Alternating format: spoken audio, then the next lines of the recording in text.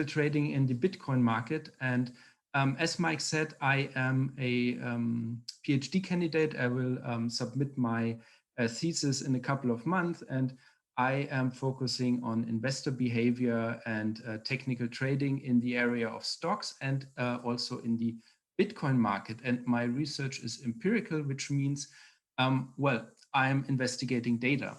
And well, the goals of this talk, I want to give you, first of all, like an impression what this is all about in one sentence. And well, I will investigate the application of technical analysis, in particular chart pattern trading, in a transaction data set from a very early Bitcoin exchange, which is called Mt. Gox.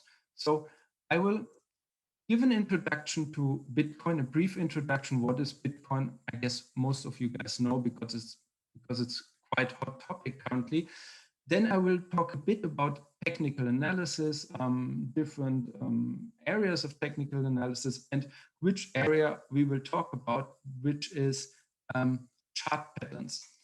And then I will also talk about the idea of this whole project. So the introduction will be a bit longer, but this is because it's a relatively special topic.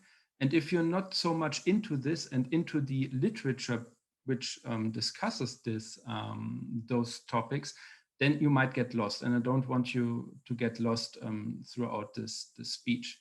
And after the introduction on those topics, I will introduce you to the Bitcoin exchange Mt. Gox, from where this data set is, and we will also have a look at the data which we investigate. And thereafter, which will be two bigger parts then, like estimated 30% each of this speech, I will tell you how to teach a computer to detect those technical chart patterns, which I will talk about later, and how people actually could trade upon them. And then we will also go into detail about the research goals and answer two research questions using this, this detected chart patterns. So as I said, the first half will be mainly not technical. Thereafter, I will also present you some equations and the basic intuition, both qualitative and quantitative. So this is not about the whole mathematical details. I won't show you like derivations or stuff like this, because we are applying math. So we need to have some regression equations or some formula, some definitions in mathematical terms, but this won't be equations over equations, because this would be pointless. And this is also not what the empirical research is about. Yeah? And of course, I won't show you any code, but by code I mean, of course, like code in software packages. But yeah, you should always keep in mind that in order to pursue empirical research, you need to be able to have a good command of software packages, and you need to be able to actually program a bit. So you should take away the basic intuition from this project, and also the importance of math and statistics, and also of coding in general in empirical research, and of course in particular for my subject here. So let's have one slide on Bitcoin. I guess most of you have a decent understanding of what Bitcoin is in general, and this sentence for me is a quite good definition. It basically says, well, Bitcoin is a decentralized digital currency, also called cryptocurrency, where transactions are recorded in a public distributed ledger that we call the blockchain. And well, there are some important buzzwords. First of all, it's decentralized, which means you don't have like an institution that is actually organizing and recording all the transactions. It's decentralized, so we don't need a middleman to transfer money, or Bitcoin in this case. Yeah, you don't have a bank or something like Visa or MasterCard or PayPal, this is not the case in the Bitcoin ecosystem. Then it's of course digital, there are no coins or bills. And what's also really important is the transactions are organized in a completely different way, because the collection of transactions is actually downloadable for everybody. So it's public and it's distributed. So everybody who's participating in this network is also, owner of this whole network, so to say. And this blockchain technology is, for many people, the big star actually of this Bitcoin crypto hype, because it has a huge potential for many other applications. And so if you're interested, well, you should maybe read or look some even YouTube videos on the blockchain technology. And the visual idea of those blocks in a blockchain is provided here, for instance, where you can see that, well, those single blocks are in the Bitcoin ecosystem generated every 10 minutes. And in one block, well, this all just code, but in one block, you have all transactions recorded, and then this block is finalized and attached to all the other blocks via some cryptographic calculations. So it's a completely different topic, but just to let you know what Bitcoin is basically based on. So this is Bitcoin.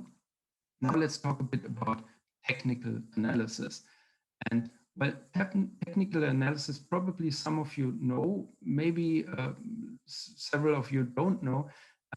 This term technical analysis is just a collection of methods, and there are many methods that aim to predict future prices based on historical prices and trading volume. And by trading volume, if you think of stocks or also cryptocurrencies, by trading volume, I just mean the money that flows into a certain asset or security within a period of time, like a day or an hour or so.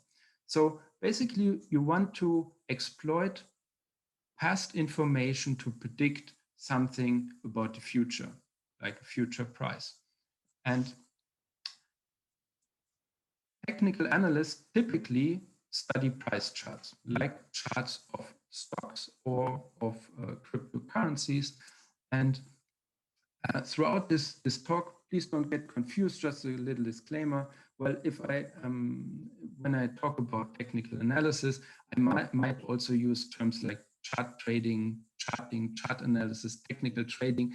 Those are all more or less synonyms for technical analysis. So there are different words for this. And I want to guide you through some examples now. And basically, in my perception, you can divide the term technical analysis in 5 subclasses, which are shown here on the left. Probably someone else would classify this differently, but I think that's a quite good classification. And I want to show you this with a little graph. This is the, in this case, we're looking at stock, yeah, because we're not into the project yet. We're looking at the Apple stock over the last 1 year. This is the daily price information over 1 year recorded. So in case you invested 1 year ago in Apple, then congratulations, you made quite a nice profit. Unfortunately, I didn't. Yeah, and now let's look at, for instance, trends or trend lines. And here are some examples drawn in this graph where we have technical analysis tools which indicate certain trends.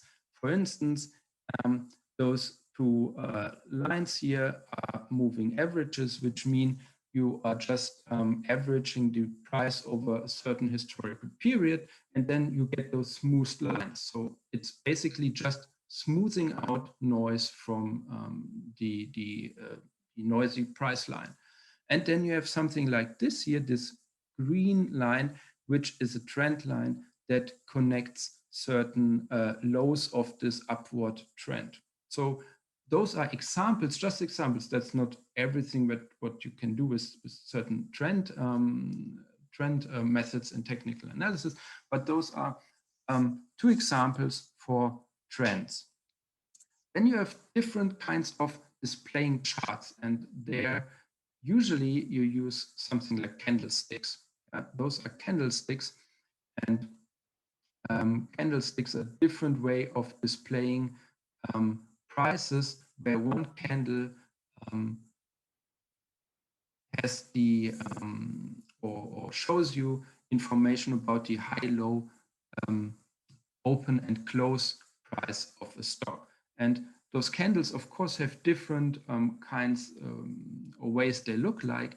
And the way a certain candle looks is sometimes interpreted as like an indication that the price might change or the trend might change in the future, or that the trend continues in the future. So there are books just on the different kind of chart patterns and chart pattern formations, or candlestick formations, sorry. So this is also a part of technical analysis. Then you have indicators, and this looks actually quite fancy. I've displayed here 3 different indicators. 2 of them are quite common. This is down below here. They are actually not directly displayed or drawn in the price chart. This is a moving average convergence divergence and a relative strength index. And up there, this is not so common, but I think it's quite funny. Actually, it looks really nasty. That's an Ichimoku Kinko-hyo cloud, which you might recognize from the name, is actually comes from Japan. And those are indicators, and indicators have usually in common that they are based on certain formulas. So this looks actually not so nice, but it's easy to do with the computer because it's formula based. And then, fourth example, we have retracements, and retracements deal with certain kinds of relations between highs and lows in the price chart. So retracement strategies, like in this case, we have Fibonacci retracement is drawn here. They assume that highs and lows appear or happen in certain ratios to each other. Like in this case, highs and lows are supposed to appear in equal distances, like the Fibonacci sequence, which you might know. And last but not least, we have chart patterns. And this is what this is all about, what comes next in this presentation. Here are drawn 2 chart patterns. This is a double bottom and a triangular chart pattern. And those patterns I will show you more on this on the next slides. So you don't need to get to know everything now. But those chart patterns are actually interpreted also in a certain way, that they might generate a trading signal which indicates either you to or tells you either to buy or sell a stock, or the cryptocurrency. So the project presented in this presentation basically deals with chart patterns, and about the mathematical details of this we will talk about later. Just let me just tell you something now. Chart patterns are actually much harder to quantify and define in a mathematical way, and also to detect automatically, as compared to everything I showed you before. Even those fancy indicators are much easier to detect automatically with the computer, and that's the major task or issue with this subject here. So before we go on, I also want to show you some counter arguments against technical analysis. This is not directly related to the project, but it's actually important to know if you're interested in technical analysis, you should also know something about the great critique about technical analysis, because from what I've shown you up to now, you might think, well, I mean, this is quite nice. I just have to draw something in the charts and then I buy upon some signals and I get rich. But of course, that's not the reality, because if you study something like economics or finance, you might know the efficient market hypothesis. And this basically tells you that past market data is not useful to make valuable predictions about the future in efficient markets. And this goes back to a guy called Eugene Fama. He also received the Nobel Prize for this, I think 8 years ago. And this basically tells you when a market is efficient, then I can't use past prices to predict the future, which is actually exactly what technical analysis tries to do. So now you might ask yourself, if you don't know anything about this, what's an efficient market? And a market is basically considered efficient if market prices reflect all available information or all publicly available information. So let me give you an example. Let's stay with the Apple stock. If Apple, for instance, is able to raise its earnings, and they make an announcement on this, then this might be a surprise to the market participants, to the investors. And what happens then with the stock price? The stock immediately reacts to this new information and incorporates this new information, the additional earnings by Apple, into its stock. And if stock prices or any prices which are traded somewhere, or any assets which are traded somewhere, if their prices directly, immediately adjust to new information, then a market is considered as efficient.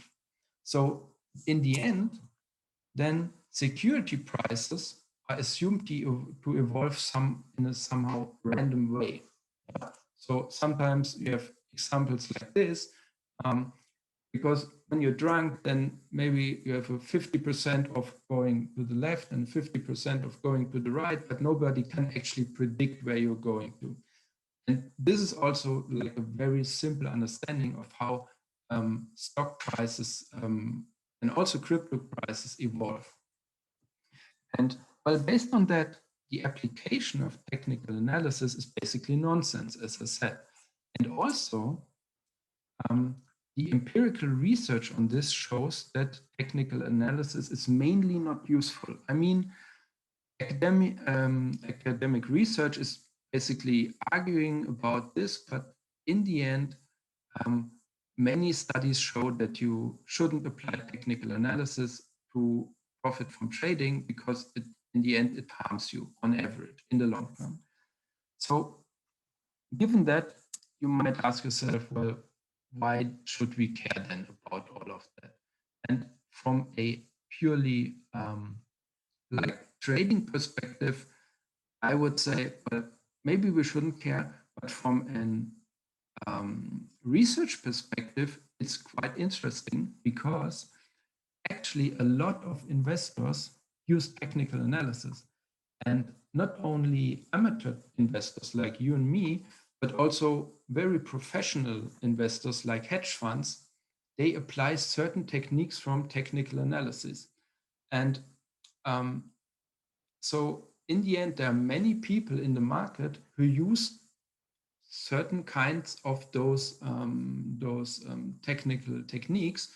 And that's why we should actually care for them and study them. And the reasons why they are so popular are, for instance, that they have very easy concepts. Yeah, many concepts of technical analysis are quite easy. Then you have nowadays a lot of online charting tools which are free, which can plot you all those indicators and all those trend lines and stuff like this. So you have free access to very powerful charting tools. And of course, you have a lot of books. You have a lot of access to marketing experts, to seminars. As far as I know, you can even make a master in technical analysis somewhere. I don't know where, but some years ago, actually, you could get a university degree in technical analysis. So this is actually a quite huge topic, and especially crypto markets like the Bitcoin market, they are very likely, or in crypto markets, it's very likely that technical analysis techniques are heavily used, and this has certain reasons. So in contrast to stocks, for example, cryptocurrencies have no fundamental value, which means Apple, for example, Apple produces high cash flows, which is the reason why it's valued so much at the stock exchange. Also, Apple has a lot of know-how. It has patents and stuff like that. So there are certain features of Apple which makes it so valuable at the stock exchange. And those are fundamental values. The cryptocurrency itself has no fundamental value. Also, it is not comparable to like currency, like a fiat currency like US dollar or euro, because, well, and in this case, either currencies are backed by something valuable like gold, or currencies are actually get a value through certain rules set by the Fed or the ECB.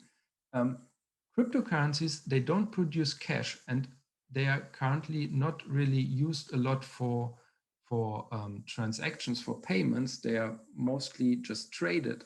So it's very hard to value them from a fundamental perspective, but that's the reason why investors might use alternative valuation and trading techniques to actually trade Bitcoin or cryptocurrencies, and those are technical analysis methods. And also, cryptocurrencies are little to no, if not affected by macroeconomic trends. So stocks care for something like employment rates or interest rates set by the central bank. Cryptocurrencies are little affected, if any, affected by macroeconomic data. And that's basically the reason why, or strengthens the idea that past price information might actually be valuable to predict future crypto prices. And also, the availability of free historical data is very large in the crypto market. So if you're registered with a certain exchange, you know that you get actually a lot of free data there, which is not so common for example, stock exchanges or brokers for stock exchanges. So given that we have now talked about Bitcoin, about technical analysis, let's actually look at what we want to do. So starting point is now, well, we know technical analysis is probably quite relevant for many investors, and it's very likely that it's applied to crypto markets. This is all backed by some empirical research, which of course I can't show you now, but you have to trust me in a certain way, right? And what we want to do is we use a trading data set, which I will talk about briefly, from the Bitcoin exchange Mt. Gox to investigate the following two questions. The first is, well, do we observe abnormal trading activity around buy signals generated by technical chart patterns? Which basically means, are chart patterns relevant to investors? Do they really exploit those patterns? And the second question then is, does chart pattern trading exhibit distinct return profiles? So this is actually the question, whether chart pattern trading is reasonable, whether you can earn money or even more money than with other strategies. And those are the questions I want to answer in the end of this presentation. So let's look at the data. Actually, the history behind this data or this exchange is very, very interesting. And initially, the largest crypto exchange, this exchange Mt. Gox, you also have this logo here in the upper right. This was founded in 2007 as a Tokyo-based website where you could actually trade cards from a game called Magic the Gathering. It's also quite popular, maybe you know. And this is also the reason why this exchange has this strange name, because this is just the abbreviation for Magic the Gathering online exchange. So this didn't have anything to do with Bitcoin. And in 2007, Bitcoin wasn't even invented. So in 2010, then, the inventor of Mt. Gox or programmer who actually programmed this Magic the Gathering exchange, he read about Bitcoin and found it's quite interesting and said, okay, well, let's do a Bitcoin exchange where people can trade Bitcoin against the US dollar and other currencies. And he actually set this up within a few days. And 1 year later, he sold this whole exchange to a French IT developer called Marc Appel. And he made this actually to the world's largest exchange within 2 years. And back then in 2013, more than 70% of the worldwide Bitcoin trading volume was processed at this exchange. And this is quite a lot. Today, not a single exchange can process close to even 50%, I think. I mean, of course, the market is larger, but still 70% is a lot. But, well, this exchange had a lot of problems. And as you might know, it doesn't exist anymore. In February 14, Mt. Gox announced several security issues, which they always basically had. And they finally became insolvent after 850,000 Bitcoin were stolen in a hacking attack. That's at least what the exchange said. And the value back then of those stolen Bitcoin was close to $500 million. Today's value is around 50 billion US dollars. So this is quite a lot, right? And this Appel guy, well, he was not the most innocent person. He was basically arrested in 2015 and found guilty in 2019 for market manipulation. And actually, they found out that Mt. Gox, this exchange, stole Bitcoin from its own customers as of 2011. So there's also a crime story behind this exchange. And until today, most of the investors actually didn't get back their money, which was deposited with the exchange. This is something on the, this was the story more or less on the exchange. And I think it's quite funny that the first really large exchange for Bitcoin was initially an exchange where you could, trade those trading cards there. And this is an image from 2014 where investors of Mt. Gox were demonstrating in front of the Mt. Gox offices in Tokyo, and well, probably in today's terms they would be Bitcoin millionaires, because back then the Bitcoin was less than 1% of today's value. And most probably those guys haven't seen any money since then. And this is still going on. There's still lawsuits on this. So let's look at the transaction data set now. Okay, let's get a bit more quantitative. After the collapse of this exchange, a data set with 18 million trading entries for April 11 to November 13 was leaked. It was basically also hacked, and it was made public. And it was also used in other research, both academic and non-academic. And also there is something called the Willitron report, a funny name, which you can still retrieve under this web address, which investigates exactly this transaction data set for fraudulent trading activity. And among people who know something about Bitcoin, the term Willy report is actually quite famous. So this transaction data set has a story. And you can still find also this transaction data set on the internet. It should be somewhere out there. I downloaded this, I think, at the end of 2017, and I started working on this last year. And just to give you an impression, this is raw data, and you have to do multiple data checks in order to clean the data, in order to remove duplicates, in order to detect also false data entries. Usually in large data sets, you always have a certain proportion of false entries, data entries, which might bias your results or flaw your results. So for instance, you have to compare like the prices of the reported in the transaction data set with prices of Bitcoin from other sources to identify certain errors. And in other research, there are also, you have also some ways described how this data is cleaned. And I did this in a similar way.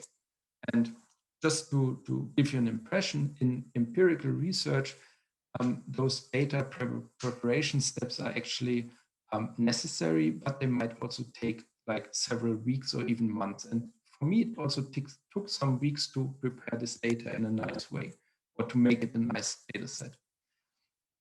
And I will use those transaction data, this transaction data set, but I will also construct an hourly price series from this data set. And this is basically done in a very simple way. When you want to have hourly data from the transactions, you just group transactions within 1 hour, and then you can derive something like within 1 hour means and also close prices. And based on this, you get an easy, or you get easily an hourly price series. And I will show you this price series after the slide. Now I first show you a snapshot of this data. And here you can see I also marked one transaction in red because every transaction comprises 2 rows. And this is actually the very first, those are the very first entries which are available in this data set. So it doesn't start with trade ID number 1, but with 13,000 something. So we actually don't have the complete history, but most of the history of Mt. Gox. Then we have a timestamp. We have the user IDs. So actually you can always see who traded with whom. Then, well, Japan, that's just the country where this all took place. This is not relevant. Then we have a buy-sell indicator, so we know who bought from whom. Then we have the currency, so this is settled in US dollars, like more than 90% of all transactions. And then you see how many Bitcoin, 23, were sold here or purchased here. And the first transaction here was actually settled for $18. So $18 for 23 Bitcoin, which is basically a price of something around 80 cents per 1 Bitcoin. If you would, well, like to, or if you wanted to buy 23 Bitcoin today, you would have to pay something around 1.2 to 1.3 million US dollars. So it's quite nice return since April 11th, so about within a period of 10 years. Yeah. So this is the transaction data set, the raw data set. This is what we use to actually do more on this. This is the Bitcoin price series obtained from this transaction data set. So here I plot the close prices from hourly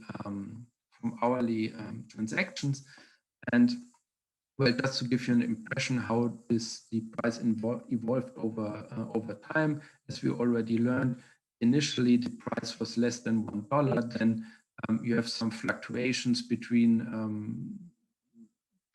something between 0 and 20, mainly until the end of 2012, and thereafter the price also increased a lot. But throughout the whole time, and it's similar to today, the Bitcoin price is of course highly volatile, and it was much more volatile back then than it is today, and still today it's very volatile. If you if you know something about Bitcoin trading in today's markets, you know there's much volatility. So let's look at chart patterns. I told you we will go more into detail with chart patterns and also define them. Here again, I plotted some stylized chart patterns, and basically the idea of those chart patterns is that they are a certain price formation which are assumed to be followed by a directional price move. And this move might be either bearish or bullish, which means, well, the price goes down or it goes up. Yeah. And we have here 3 examples. The first row shows you bearish signals, and the second row, the bullish counterpart. And just let's look at the very first image here, the bearish double top pattern, which is assumed to have like 2 lows, 2 highs and 1 low. So we have a top, a bottom, and a top again. And then the price, once it falls below this horizontal blue line, which is also called neckline, once it falls below that, this is interpreted as a sell signal. Yeah, and in the counterpart, in the lower part, in the bullish double bottom pattern, the break of this neckline from below is interpreted as a buy signal. So the green arrows actually indicate the direction of the price, which is, well, assumed or believed by a technical trader. And, well, the fundamental challenge now is we want to automate technical trading of chart patterns. Of course, I don't want to go through all those trading records and the whole time series and check for all those patterns. I don't want to detect them by myself, because this would be way too time consuming. And in addition, of course, it is highly subjective. And what I want to do is I want a computer-based detection of chart patterns. And this computer-based detection is actually much harder than for many other technical methods, which I showed you before. And well, you might ask yourself, well, why should we do this then? Well, we still do it. Yeah, we go this tougher way. And why? Well, on the one hand, there's actually little empirical research on chart patterns. So if you want to do research, academic research, you should actually do research in an area where somebody or where not so many people have done something before, because there you might find the most evidence, yeah, or most new things. And also there are good reasons to believe that they play a decent role for technical investors. So not all methods from technical analysis are very popular, and chart patterns are actually quite popular, which which you know from when you read some survey studies, when you read books on technical analysis, then you get quickly the impression that chart patterns are very important. So, and the question is now, how do we do this automation? Well, there's a guy, a professor in finance at MIT called Andrew Lowe, and he introduced a mathematical detection algorithm for chart patterns. And this is more or less what we will use in the following. And this is done in 3 steps. So our goal is we want to teach our computer to detect those patterns by itself.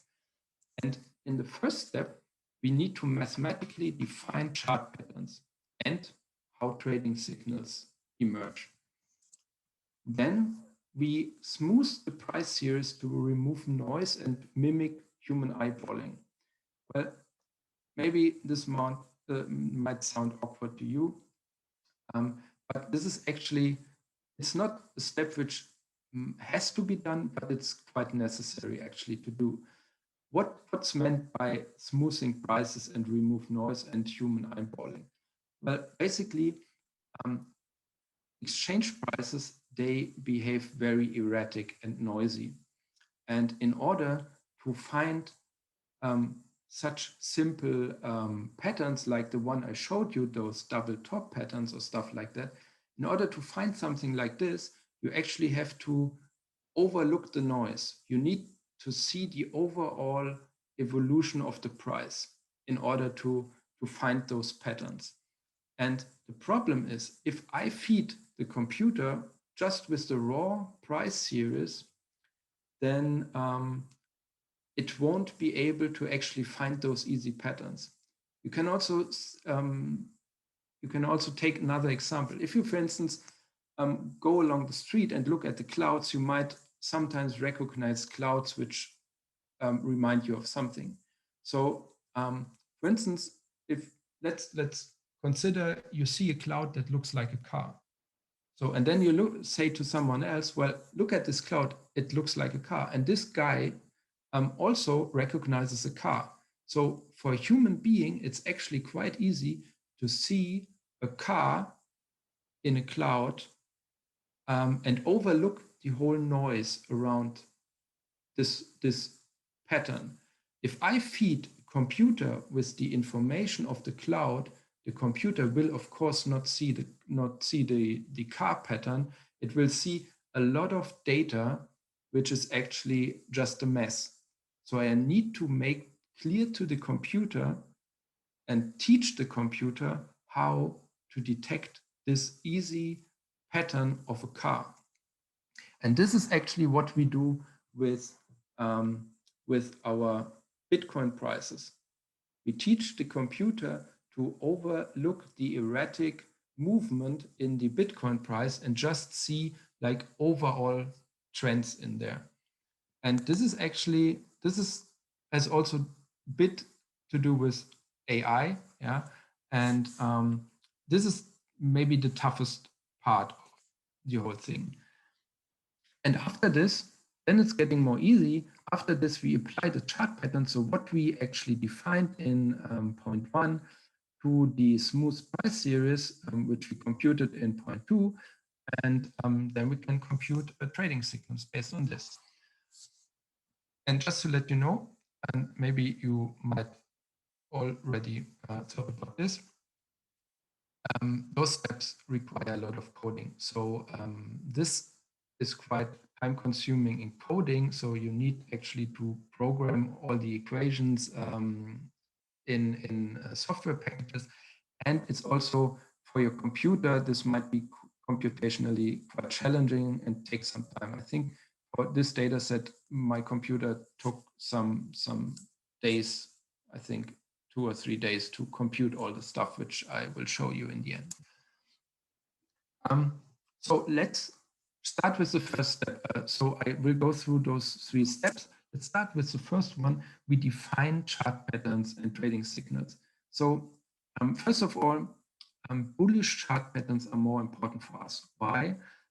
So I showed you the bearish and the bullish versions.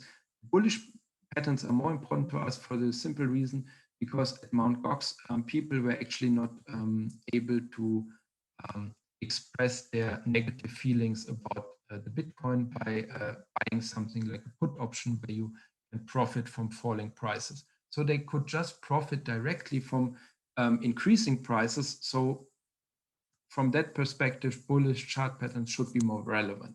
And we will also only consider them. And we take 5 of them.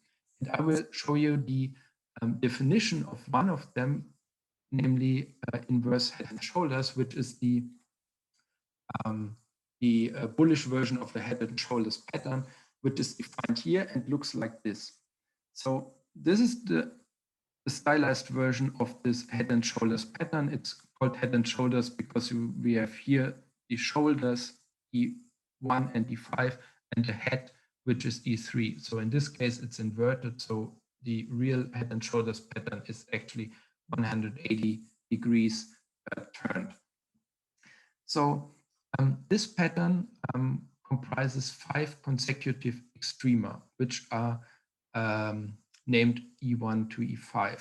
And by definition, after a minimum follows a maximum and vice versa. So this pattern is supposed to start with a minimum E1. Yeah, this is a minimum. Then we need to have this head and shoulders formation, which basically states that, well, the head, the inverse head, needs to be lower than the two shoulders. And this is provided by the second condition, which is required. So E1 needs to be larger than E3, and E5 needs to be larger than E3. Yeah, so E3 is actually lowest low in this case. Then the third row in this definition, this looks a bit more fancy, but this basically tells me that E1 and E5, so the two shoulders, need to be more or less on the same price level. This statement says that, well, the two shoulders, each of them must be within the, or is not allowed to deviate more than 1.5% from their average. And the same is true for the two highs, E2 and E4. E2 and E4 are not allowed to deviate more than 1.5% from their actual mean. So this is the definition of a chart pattern. So the definition of the black part of this image. So now let's look at the blue and the green part of this, because this now has to do with the trading signal. The pattern itself is not a signal. The pattern is just a pattern. And the signal emerges, or a signal is generated if, first of all, the pattern is completed.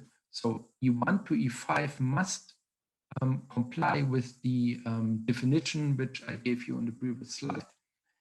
And in addition to that, the price must cross a neckline. And the blue line in this case is the neck called neckline. And for this inverse head and shoulders pattern, a neckline is just a straight line connecting to the two highs of the pattern. And in general, such a neckline or neckline condition constitutes kind of a breakthrough a previous support or resistance level. And in this case, the blue line is a resistance because, well, the price climbed up to E2 and climbed up to E4, but never broke through this price level. But then finally, if it breaks through the line which is connected by E2 and E4, this is considered as a bullish move, and the price is then supposed to, well, follow the green arrow. So this is how we define the chart patterns. The other patterns are defined basically in a similar way. Now we need to do the smoothing of prices.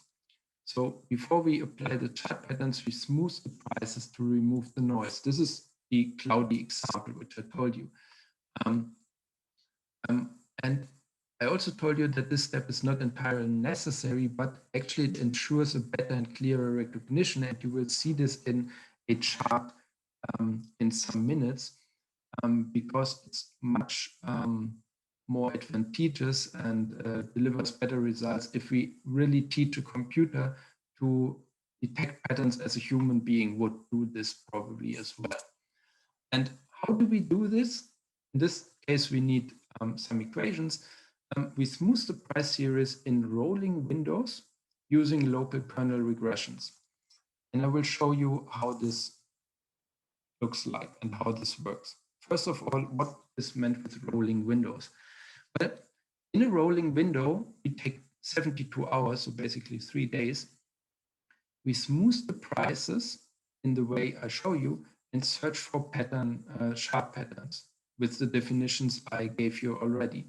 So let's look at this example. If we have the full sample period, which basically are about 20,000 hourly price informations, then I start by choosing a first window, which goes from the first to the 72nd hour.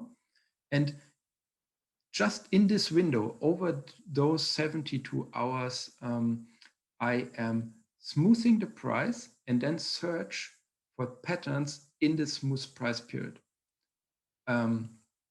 Then I shift this window 1 hour to the right and start with the second to the 73rd hour. This is my second window, and I repeat the whole process.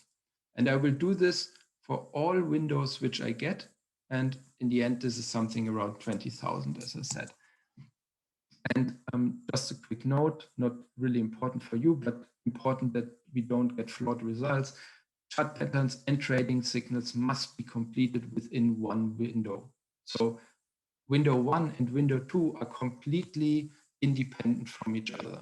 Yeah? So how is this smoothing done?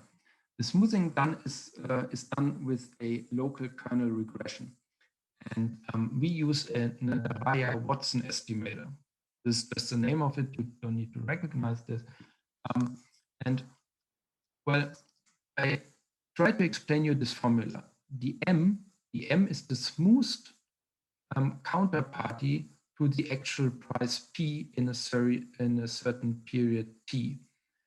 And in this equation, we not just have the price, but also we have a K, which is a kernel function.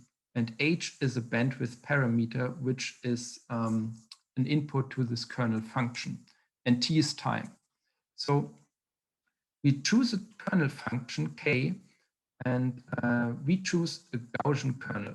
You probably know Gauss. And well, there are different choices or different versions of such kernels.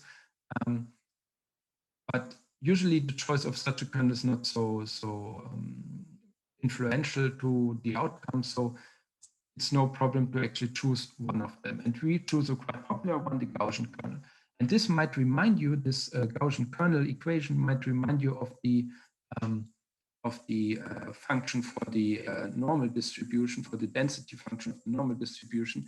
And in this case, H is just takes the role of the standard deviation. And you can also see how this looks like in this plot here. And let me try to explain to you this MHT up here now. This is the smoothed version of a price. So we take all 72 hours in such a window, and you can see here that actually every price in this window determines a certain smooth price. So if we want, for instance, to smooth the price in period 30, then we must compute MH30, and the input to this are all 72 prices in this window, which are then weighted by the kernel function.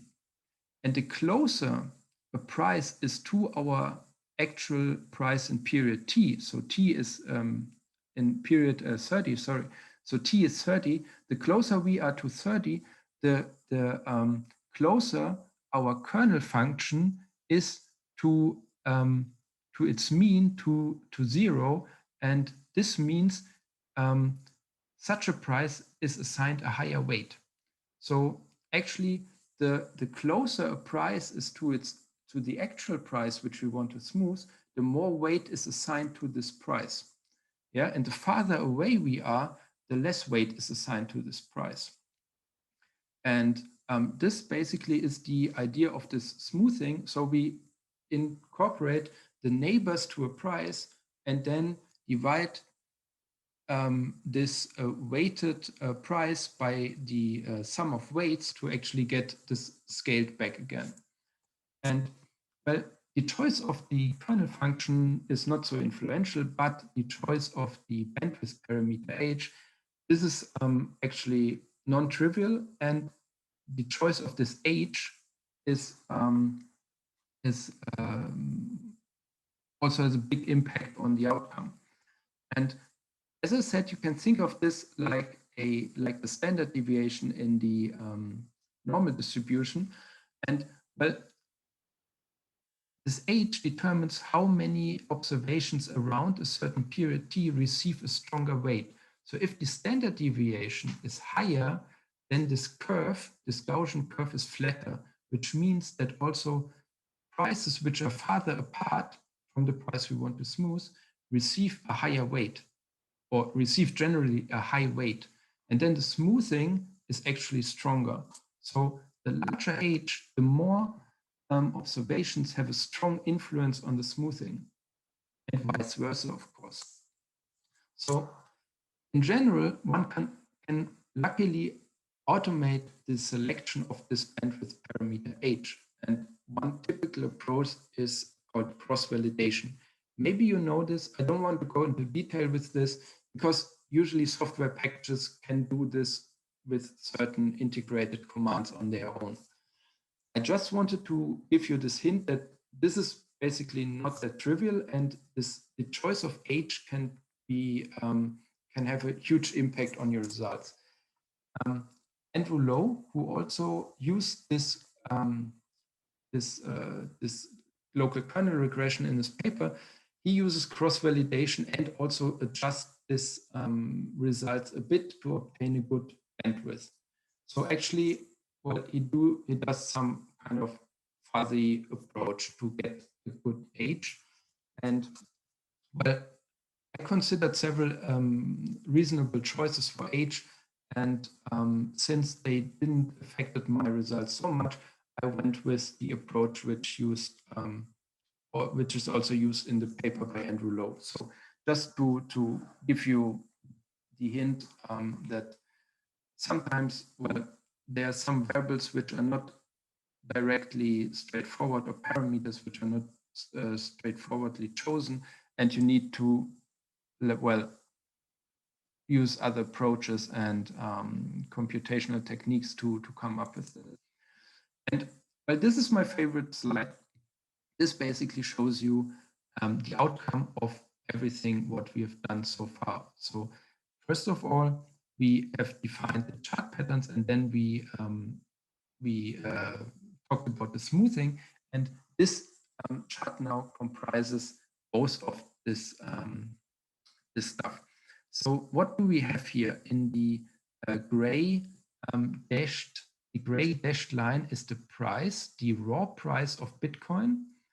The black line is the smoothed version of the price with the local kernel regression, and the dash dotted gray line is a neckline.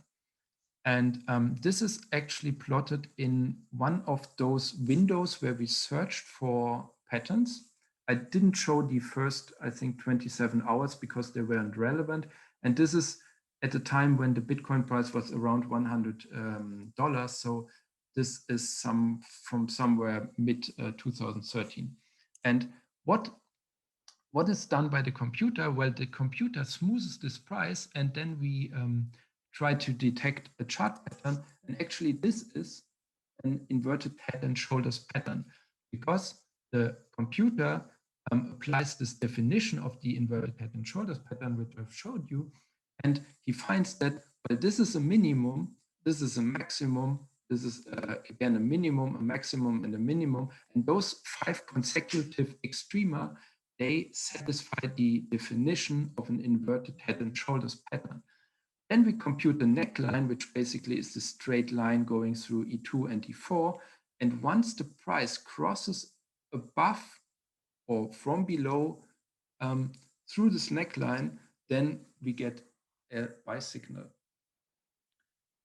So this is basically what the computer does. And the computer, in my case, the computer did this like a couple of hundred of thousands of times, or even million times, to detect those chart patterns. And now maybe just one quick note. Why is it important to actually smooth the line? If you just look at the raw price series, you see that this is much more noisy, of course. And if we would just have used the raw price series to detect chart patterns, we wouldn't actually have seen or wouldn't have detected this inverted head and shoulders pattern, because in the original price series, you also have something like this. Between E2 and E3, you have a small kink upward. And this is actually by definition a maximum. So using the raw prices, we don't see, wouldn't have detected this pattern. So teaching the computer to actually remove the noise and simplify the whole price series is actually quite important. And this is the outcome or this is the final data set which we obtain, then this is of course just a snapshot. We have here like the window count. So we applied this approach to 12,479 windows up until this point. This is from September 2012. So it's not the case which I showed you, but some other case. Then we have the raw price, we have the smooth price, we have the bandwidth parameter chosen through cross-validation.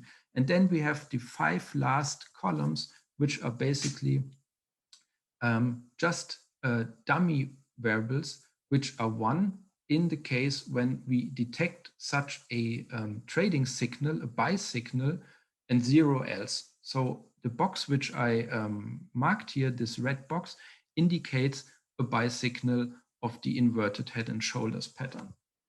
And most of the time, of course, you have zeros because those patterns are quite rare. So just a quick reminder what we actually wanted to do. Well, everything we have done so far gave us a data set with those binary variables for intraday chart patterns. This is what I just showed you. And now we want to investigate those 2 research questions. And the first one was basically, are those chart patterns relevant? Do investors significantly trade upon them? And the second one is, well, is it actually reasonable or are you burning money? Yeah, and let's go with the first one. So the question is, do we observe abnormal trading activity around pattern signals? And well, then the question is, what is abnormal trading activity? Well, this is trading activity is usually trading volume, which is just the money spent in a certain period. And you can see here, when we take the raw trading volume directly from the exchange, this is what I extracted from the transaction data set. The raw trading volume is not a good measure of trading activity or abnormal trading activity, for the simple reason that we can't really compare the observations over time, because initially the volume was very low, and then in the end it rises because many people actually traded on this exchange. And also we have a huge time trend, of course. We have an increase in trading volume. Also we have time series clustering because we have some cluster here and also here where we have more volume than in the neighboring observations. And the density of those observations shows us, which we also see in the left graph, the density on the right shows us that we have a lot of periods with small trading volume, and very infrequently we observe periods with high trading volume. So what we do is we want to compare trading volume over time, and we just want to have the part which is not explainable, so to say, which is not explainable by time series clustering, which is not explainable by time trend. And for this, to achieve this, we use an autoregressive model to remove the explainable part of trading volume. And this model looks like this. And it might look a bit scary in the first place, but it's not that tough, I would say. Autoregressive means that we are just regressing a variable on its past observations. So here in this case, we take the logarithm of trading volume, vol is trading volume, in a certain period t. This is regressed on the 48 previous observations of logarithmic trading volume, and on the 24 past return observations. So the first part here is volume. The second part here, those are return variables. I don't want to go into detail with this because it's not so interesting, I would say. Just basically, this is just, those are just negative returns, those are positive returns. And this is basically a price range, so the difference between a high and a low in a certain period. And the last row of this gives us some variables which indicate time trend, like the price and also the time itself. And then we have, of course, an error term. So we run this autoregressive model, and the series of residuals obtained from this model, so the epsilon hat, those represent our measures for abnormal or excess trading volume or shocks to volume.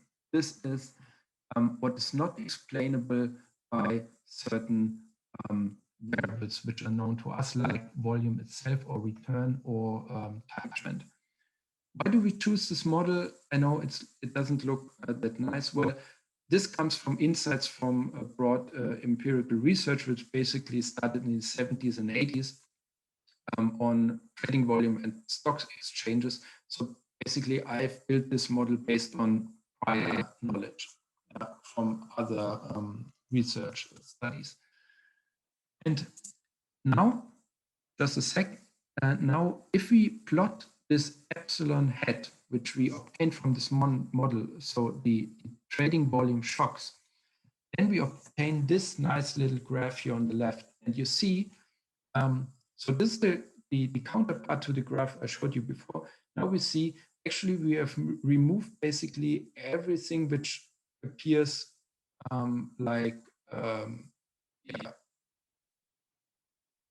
which appears like which you can actually estimate using some model, because this is basically random, right? The mean of this is by definition 0, and the rest or the evolution of this graph is basically noisy. And we also see in the right graph, where we have the density, that we have here a very nice symmetric distribution around the mean of 0. And we use those shock terms to now answer the question whether there is abnormal trading activity around those chart patterns which we computed before. And if patterns are really relevant in a significant way, we should there should be abnormal shocks in volume. So what we do is, this is quite simple, we compute the mean abnormal trading volume in windows of -6 to +6 hours around all chart pattern signals, where the chart pattern signal is supposed to happen in t = 0. So I grab all those windows around chart patterns and compute the mean shock term, the mean epsilon in this period. And additionally, to compare this to something which is not related to signals, I grab also the same number of periods where there's no chart pattern, so -6 to +6 around some random signal, so to say, and this is my benchmark. And now I compare those two measures and I obtain this nice graph. So on the y-axis, we have this shock term, and on the x-axis, we have the event time, so -6 to +6 around signals which are at 0. And the black line is the evolution of the shock terms of the epsilon in chart pattern, in the case of chart patterns, and the gray bars are the random benchmark. And you can see here that we have a huge spike around chart patterns. And if you want to do this and want to have some numbers, in the period 0, we have a mean shock term, so a mean epsilon p for pattern of 0.53. So on average, volume increases by 53%. And we have a mean epsilon benchmark, so for random signals, of close to 0. And this difference is highly significant. We test this with a t-test and get a t-statistic of 11.1, which is basically means the p-value is 0. So this is highly significant and tells us, well, this is really relevant. So patterns are traded in an abnormal way. There is more trading volume in in periods where we observe chart patterns than in other periods. And this behavior is not explainable by the regression model, which we use to smooth, to filter out the trends. So this is on the first part. Now, second question, profitability. In order to look whether chart pattern trading is actually profitable, we compute so-called round-trip trades, which is just the return of a trade over its holding period. And I compute the daily mean of this in order to make this independent of the holding horizon. So, for example, if you buy Apple today and sell it in 1 month, then the round-trip return is just the percentage gain or loss which you incur over this 1 month holding period. And to gain to get the daily mean, you of course just divide this through the number of days which you held this investment. Yeah, this is a round-trip return. Then, if you followed this presentation, you might recognize, well, there are no round-trip trades in this data set. This is true. We just, from this data set, we just got those single transactions. We just know when someone buys or sells, but we don't know when actually a position which is bought is sold again. And this is basically done with an algorithm that matches buy and sell signals. So you have to compute actually like for every investor in this data set, and there are several tens of thousands, for every investor, you need to compute the portfolio holdings over time, so to say, or the holdings in Bitcoin, and match buy and sell orders in order to get those round trips. And then we pool all the stuff together, all the trades of investors, and estimate this ordinary least squares regression, which looks like this.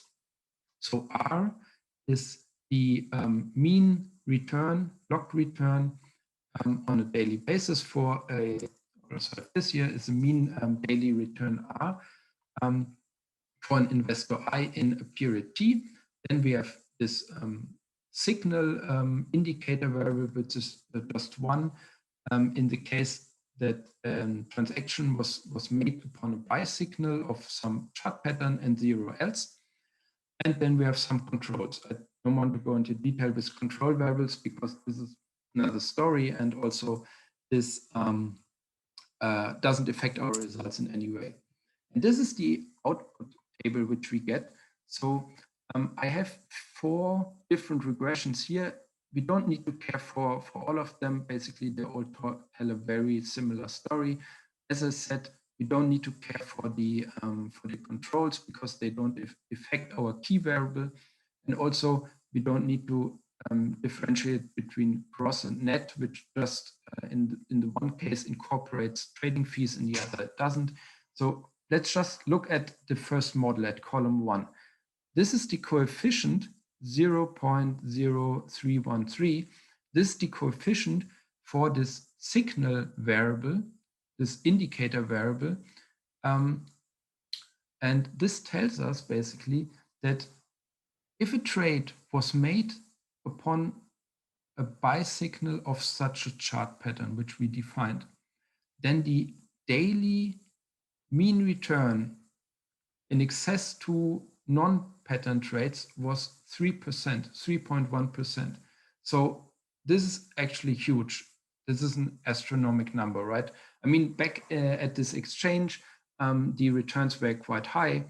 And so you have always keep in mind that returns 3% per day on average was actually quite normal, but still on average, chart pattern trades earned an additional return of 3% per day. And this is, of course, controlled for outliers and all the stuff which you should care for in regression models.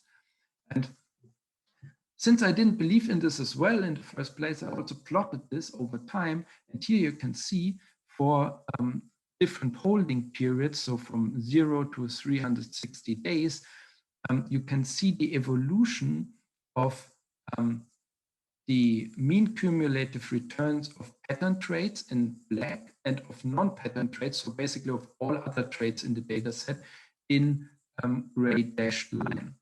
And you can see that irrespective of the holding period, pattern trades almost always performed much better than non-pattern trades. And this is quite a, well, striking result. And I would now come to a conclusion. Basically, I had something like 75 minutes. If this is okay, I would do another 5 to 10 minutes to actually conclude on this stuff. So what do we think about those outcomes? Well, given the first, or regarding the first research question, do traders actually care for technical signals in a way that causes abnormal trading activity? This was the case for those shock turns in trading volume. And the answer in this case is clearly yes, in my opinion. We found good evidence for that. And in addition, we also support, or our findings are supported by other studies which are not in the crypto space, but also which were conducted on stocks and derivative products. However, our results have a quite huge magnitude, which also indicates that technical analysis like chart pattern methods are actually quite important for cryptocurrency markets, which I talked about in the beginning. Then we have the question whether chart pattern trading is exceptionally profitable, which is our result. Well, according to our estimations, yes, it was exceptionally profitable at this exchange. And at this point, we need to consider that our results actually conflict with a lot of other empirical studies, which, what I also told you before, which actually say, well, technical analysis is nonsense. And we need to consider the very unique situation at this exchange. So we shouldn't generalize our results. Well, first of all, this exchange was basically crowded by a lot of internet nerds, because in the beginning of Bitcoin, and this is no offense, I mean, those guys were actually quite, well, forward-looking, because they recognized some digital asset which is now worth a lot of money. But back then, those in 2011 or so, basically just like programmers or so knew about Bitcoin, and they were trading Bitcoin, and they were actually also gambling, because Bitcoin didn't have a huge value, of course. So also those traders were actually also amateur traders, and the literature also tells us, well, amateur traders are very prone to use noisy signals, and by noisy signals I mean something like chart signals. And well, also we need to consider, probably in today's markets we wouldn't, so in today's crypto markets we wouldn't obtain those results, for the simple reason that today markets are more efficient, so to say. They are more dominated by skilled traders, like high frequency traders, and those traders usually exploit unprofessional traders. And this is, so from this perspective, I would say yes, chart pattern was profitable at this particular exchange for this data set, but we can't generalize on this. And in the end, so now this basically is it for this research project. Now, in the end, one last slide on, well, maybe the magical question for some of you guys. Well, can you apply technical trading profitably? And there you have a lot of insights also from the literature, and the answer is, well, it's very tough. So more than 90%, there are even studies which come to the conclusion that it's close to 99% of active traders, which includes technical trading. Yeah, active trading just means you buy and sell relatively frequently. um, like the majority of those active traders, they perform worse than um, they would if they would apply a simple buy and hold strategy. So just buy the stuff and don't care for it like 30 years or so. And the problem also is for technical trading, most markets are indeed too efficient. And this is especially the case for the US and for the European stock market, but also for Asian markets, basically for many markets. Markets are too efficient nowadays. And there are also some typical hurdles to profit from active trading. And again, this doesn't need to be a technical trading, but it can be technical trading. And the one case is transaction costs. And the guys of you who are from the US might say, okay, well, something like Robinhood, they don't charge me any fees, but still you need to consider that there are some kind of hidden costs like spread costs. And also, this doesn't affect you directly, but indirectly. The more people who trade via discount brokers like Robinhood, the more information actually flows to professional traders. So what Robinhood actually does, how they earn big money is they sell your aggregate trading information. So they sell what you do to professionals like high frequency traders, and they have a huge information advantage. And that's also why sometimes, well, those professionals think of those people who use discount brokers as dump money investors, because the more those people trade on Robinhood, the more money on average actually flows to professionals. And this is a fact. And also there are physical and cognitive barriers, which basically means humans are by nature no good active traders, no good technical traders in today's markets, because they are mainly too slow and too emotionally driven. So they might blow up if they have like a losing streak. And in today's markets, machines actually make the big money in case of active trading. So this is it. Just to, in case you're interested in something, you might want to make a screenshot of this. And here I have some introductory, not introductory, but literature to start in case you're interested in technical analysis on efficient markets.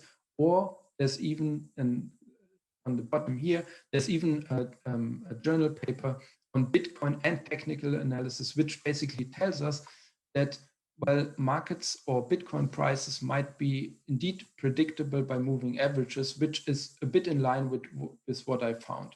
And there are, if you don't want to read like academic papers, which are usually, where you usually need to have some decent command of the economic theory and finance theory and statistic and math, then you might want to read like the book by Mankell. That's the fourth one on the efficient markets, A Random Walk Down Wall Street. This really nice book. It's non-technical and it's very famous.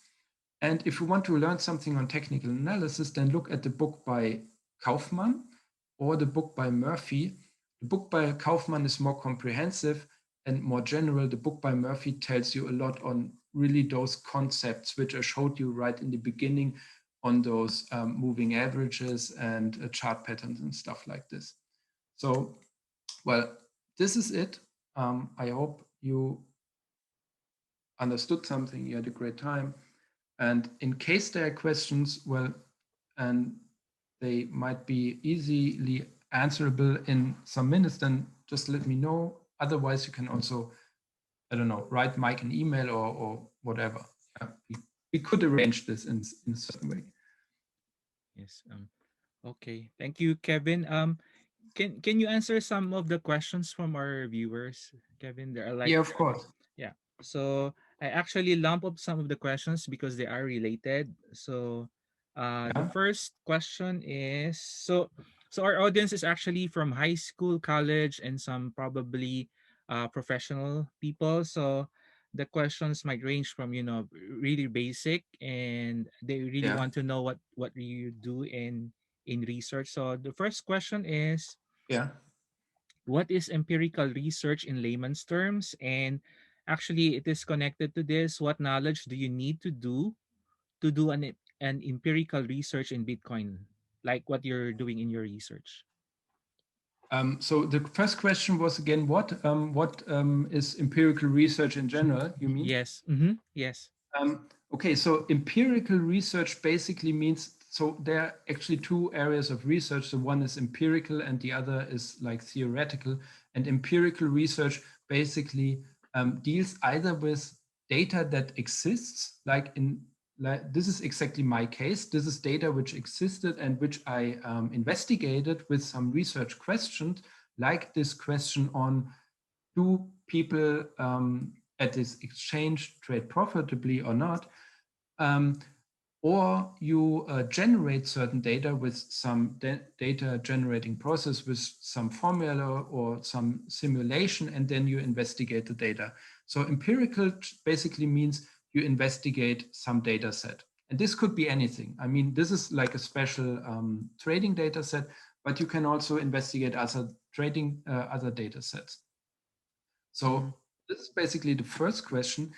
The second question was again, what can you please Yeah. repeat this So one, Mike? so Yeah, for the second question is about, probably he's asking for what kind of knowledge or what he needs to learn, what subjects he needs to learn to use, or yeah, to, yeah, for him to yeah. for him to do an empirical research in Bitcoin trading or Okay, Bitcoin research. in Bitcoin research. Well, this is still relatively broad question, but if you want to do something on Bitcoin, then I assume that you have then you're interested or you're even studying in the area of finance or economics, and you should actually have like a degree in finance or economics to do also research in those areas where Bitcoin is one area of this, or you have some degree in something like computer science, then you can also do research on this. And what you actually need to have, so the skills you need to have is basically you need to be able to apply like statistics and math. It's not so much math driven as you might think in some places, because it's mainly applied mathematics. But what might be challenging, especially for people who study economics or finance, is that you need to be able to program. So this project, for example, was conducted in Stata and MATLAB. Maybe you don't know, maybe you know. Those are two software packages which are able to do powerful simulations and regression models. And you need to program a lot. So everything what you have seen here has been programmed. And well, you need to do this in a certain way. And for me, when I first encountered like the research area, well, it was also challenging because I had to learn those software packages. And if you, in case you're really like good in programming, or if you think you have a decent understanding of programming or might get a decent understanding, then I would recommend you to look at Python, because Python is like one of the most popular programming languages out there right now, and you can do a lot of stuff, and a lot of the stuff you want to do or might want to do are actually already implemented in certain software packages. But if you want to start with something, then probably look at something like MATLAB, which is costs something, but you can also look at Octave, yeah, which is like an open source version of it. So those, I would say, are the requirements to do research in this area. And of course, you have to read some prior projects to know what is actually going on in this area. Okay. Yeah. Thank, thanks, Kevin. And then another question is, how do you see in terms of its usage? How do you see Bitcoin in terms of its usage among consumer? Probably the adoption in the market is the question. Yeah. Again, so the question is whether I see a Uh, potential for adoption of Bitcoin. Yeah, among the consumer. That's an interesting question. I think Bitcoin, basically, if you, in case you don't know, actually currently there are close to 10,000 different cryptocurrencies out there. Bitcoin is just the largest one, which comprises like half of the total value, but there are close to 10,000 other currencies out there. And Bitcoin is basically, and that's not a lie, Bitcoin is basically like, it's the first one, the oldest one, and it's the um, least usable one, so to say, as a currency. I'm pretty sure Bitcoin will never be used as a means for paying something on a broad basis by many people. But I believe there will be digital currencies which can fulfill this need. Um, Currently, and also many people who have quite a lot of expertise in this area, currently, Bitcoin is for many investors more something like an alternative to gold. And this is the reason why the price is climbing and climbing and climbing, because people use it as a kind of digital gold and a version to, or something to store your money in. And in this case, Bitcoin is actually something which I think will be adopted by many people, especially many investors, because it is scarce. There can't be more, by definition, can't be more than 21 million Bitcoins in the market. So as long as people believe in this, Bitcoin, I guess, will on the long term still um, climb in value. But this is just my opinion. Yeah, okay. Yeah, thanks, Kevin. And then there's a follow-up question regarding this. I think you mentioned earlier about policing or a policy creating a body creating policy for Bitcoin.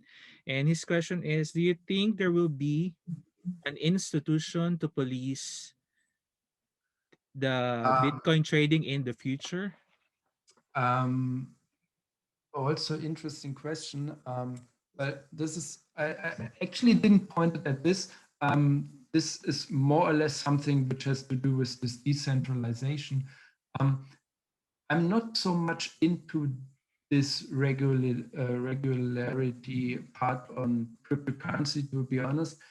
I think that some countries and also some institutions like the Fed or the ECB, they might come up with some kind of regularity framework for Mhm. cryptocurrencies.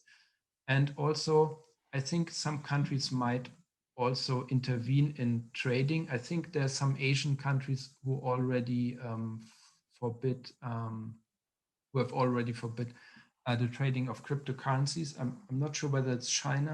I'm really not sure, but I think there's something in Asia. Um, well, I'm not sure. I mean, you one thing is for sure, you can't switch it off. As long as people contribute to this network, this blockchain will exist forever. Mhm. And basically just control it in a way by, for instance, raising taxes on trading or forbidding exchange trading in your country. So you can forbid exchange trading of Bitcoin in your country, but you can't switch off the blockchain. This is basically impossible. This Mhm. will run forever as long as people care for it. Yeah. Okay. Thank you, Kevin. And then last three questions. Okay. So can cryptocurrency be decrypted? Wow. Is there any algorithm?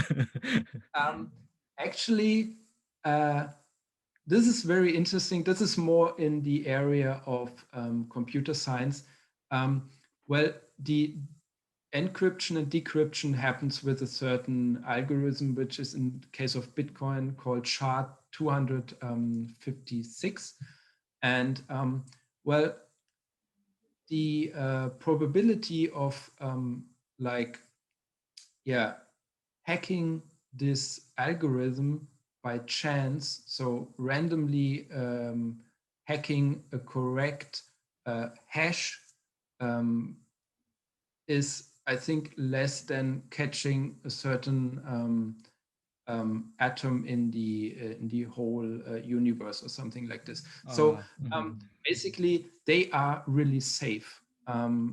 It right now it is very difficult, or it basically it's not even possible to hack Bitcoin or the blockchain. What happens once in a while, but you have to separate this from hacking the blockchain, is that exchanges are hacked and Okay. Bitcoin is stolen, like in the case of Mt. Gox. But then this is a security issue of the exchange and not of the Bitcoin technology. Bitcoin itself is very, very safe. Okay. Okay. And thank you, Kevin. And then last two questions. So this is related to what you mentioned about the market efficiency. What do you Yeah. mean when market is too efficient, like in the US and Europe? Yeah. Well, market efficiency means, I mean, by too efficient, I mean the market is too efficient actually to apply technical analysis in a profitable way. Because technical analysis is basically the thing that you use past prices to predict the future, right? And um, if markets are efficient, then they immediately incorporate all relevant information into the price. So in this case, past information are not useful anymore to predict the future, and then there is or then the prices evolve basically randomly, or it's very hard to predict prices. And this is usually the case, or is the case in the US and also basically in many countries.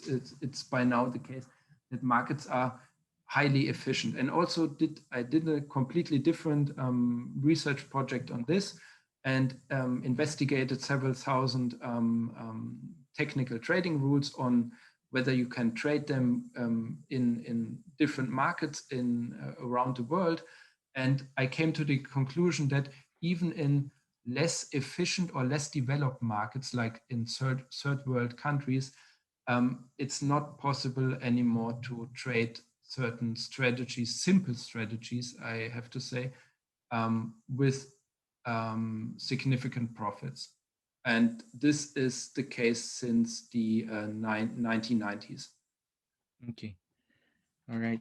Okay. And the last question is, what will be the benefit or essence for investors or traders when researchers like you identify chart patterns from Bitcoin trading? So, Um, well, I didn't identify those chart patterns on my. Well, I didn't invent those strategies, of course. So um, I don't know if this is well, for investors. This might be, of course, interesting, because what I did is I took like lots of data and compressed this and computed certain statistics out of this and came to some conclusions, which are in the end, well, chart patterns are important, and also that in this particular case of this exchange, chart patterns were also highly profitable. And when you as an investor read this, you might make up or come to your own conclusion whether you want to use those trading signals for your own investment strategy, because you then have like a huge picture already on how those patterns are performed in the past on some other exchanges and how relevant they are. For me, more important is the part of the relevance and not of the profitability in this case. And also, you can profit from the fact that, or also profit in monetary terms, in terms of earning money, if you exploit chart patterns or generally technical trading rules like moving averages, which are also very important. If you exploit that, many people use this because those patterns or those signals have, to a certain extent, the function of a self-fulfilling prophecy, because people recognize them, they trade upon them, although they don't carry any value, then you might, with a clever trading strategy, also exploit other people. But this is all active trading, and as I said, active trading is quite tough. So you need to know what you do, and you need to consider a lot of stuff also which I haven't talked about. All right. So I think that's all of the questions from our viewers. So thank you very much, Kevin. Hope our followers or viewers have learned a lot from what you've So spoken true, yeah. today. Yeah. Yeah. And Yeah. thank you for sharing your research on cryptocurrency. It's our pleasure and honor to have you here as our speaker, and hope this will not be the last. Yeah. Okay. Yeah. And Just approach me. Thank you. Yeah. Thanks a lot. okay. And to our followers, thank you for watching us today at Yeah. Math Thank Agility you. Live. See you next Thursday, and we will have another special guest to talk about the mathematics behind digital TV. Thank you, Ah, Kevin. yeah. Thanks.